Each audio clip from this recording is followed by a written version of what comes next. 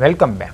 તો ગુજરાત સરકારના કેબિનેટ મંત્રી પરસોત્તમભાઈ સોલંકીના 66મા જન્મદિવસ નિમિત્તે બાવડા પાસે આવેલ બગોદરાના મંગલ મંદિર માનવ સેવા પરિવાર ખાતે માનવ સેવાની એક અનોખી મિસાલ જોવા મળી હતી.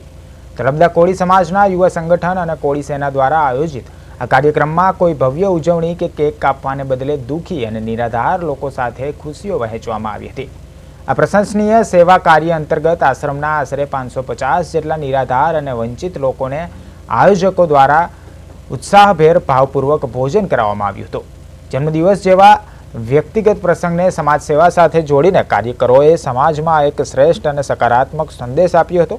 આ અનોખી ઉજવણીથી મંગલ મંદિર આશ્રમના જરૂરિયાતમંદના લોકોને ચહેરા પર અદ્ભુત સ્મિત અને સંતોષ જોવા મળ્યો હતો. જ્યારે સ્થાનિક અગ્રણીઓએ આ પહેલને સાચા અર્થમાં માનવતાનું પર્વ ગણાવ્યું હતું.